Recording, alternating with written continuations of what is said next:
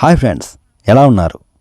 గాలానికి గుచ్చిన చిన్న పురుగుతో పెద్ద చేపను పట్టబోతున్నాము ఈరోజు.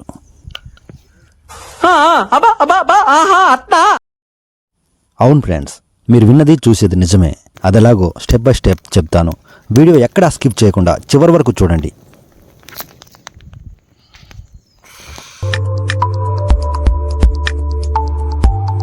ఓ పెద్ద బ్రిడ్జి మీద నుంచి చేపలు పట్టడానికి గాలంతో వెళ్తున్నాం ఫ్రెండ్స్.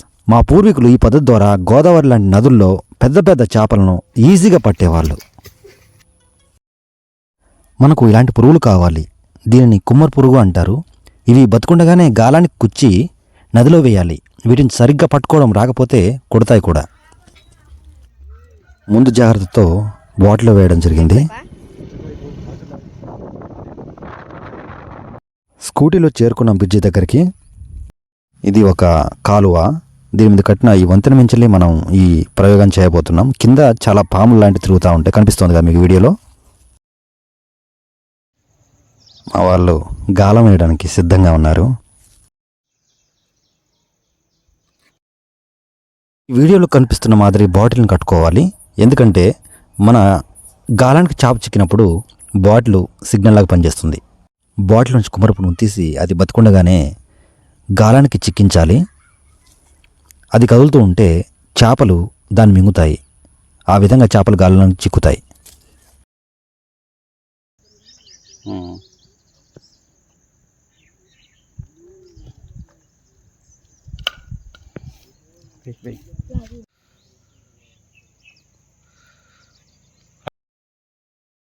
ఈ విధంగా గాలాన్ని నీటిలోకి జారవిడిచి బాటిల్ నీళ్ళపైన తేలే విధంగా ఉంచుకోవాలి.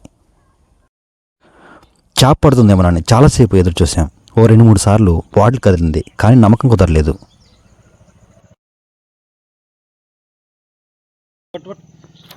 అద్భుతం, దేవుడు కరుణించాడు మా బాధను చూసి. మేము వేసిన గంట తర్వాత సక్సెస్ఫుల్గా చేప చిక్కింది. మా కష్టం వృధా కాలేదు. నేను అనుకున్న దానికంటే పెద్ద చేప చిక్కింది నా గాలానికి. గాలానికి చేప పడడంతో రోడ్డును పోయి చాలామంది ఆగి చూశారు. కొంతమంది అమ్ముతావా అని అడిగారు. నాకైతే భలే థ్రిల్లింగ్ అనిపించింది.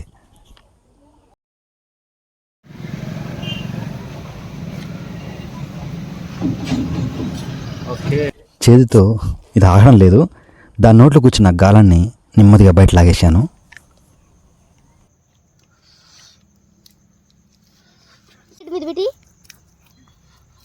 చేపను శుభ్రంగా కడిగి అక్కడే దాన్ని వెరైటీగా కాల్చడానికి సిద్ధమయ్యాం. చూస్తూ ఉండండి ఎలా చేస్తామో.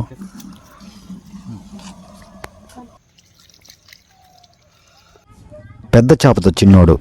మనకి ఎప్పుడు కానీ ఒక చాకు ఒకటి ఉంటుంది, లైటర్ ఒకటి ఉంటుంది. ఎట్టి పరిస్థితుల్లో మనకి ఇవి రెండు ముఖ్యంగా ఉంటాయి. తర్వాత ఒక ట్రైపాడ్ ఒకటి ఉంటుంది.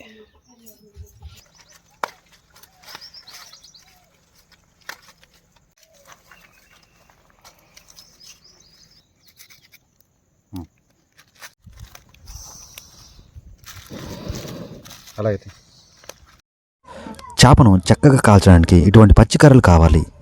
ఇవి రాళ్ళ మీద పేర్చి వాటి మీద చేప ముక్కలను కాల్చాలి. అలా చేసినప్పుడే చక్కగా కాలుతాయి, రుచిగా ఉంటాయి కూడా. చూడండి, ఈ విధంగా ఒక్కో చేప ముక్కను అమర్చుకోవాలి.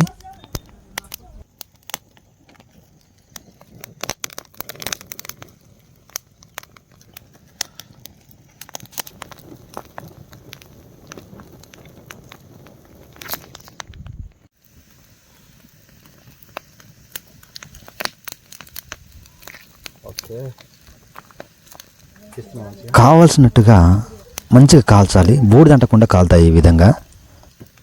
అంతేకాదు, సహజసిద్ధంగా పెరిగిన చేపలు కాబట్టి రుచిగా కూడా ఉంటాయి.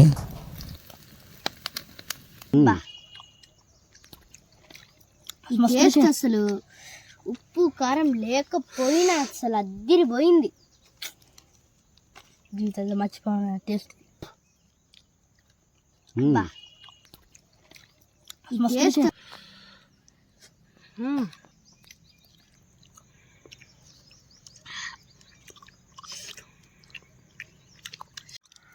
ఉప్పు కారం లేకపోయినా అద్భుతంగా ఉంది ఇది. వీడియో మీకు నచ్చింది అనుకుంటున్నాను. అడగాలంటే అదోలా ఉంది. సబ్స్క్రైబ్ చేసుకోండి. నేను పెట్టే ప్రతి వీడియో మీరు మిస్ కాకుండా ఉండాలంటే ఖచ్చితంగా సబ్స్క్రైబ్ చేసుకోండి. షేర్ అండ్ లైక్ చేయండి. మీ మిత్రుడు Surya. Please subscribe. Thank you.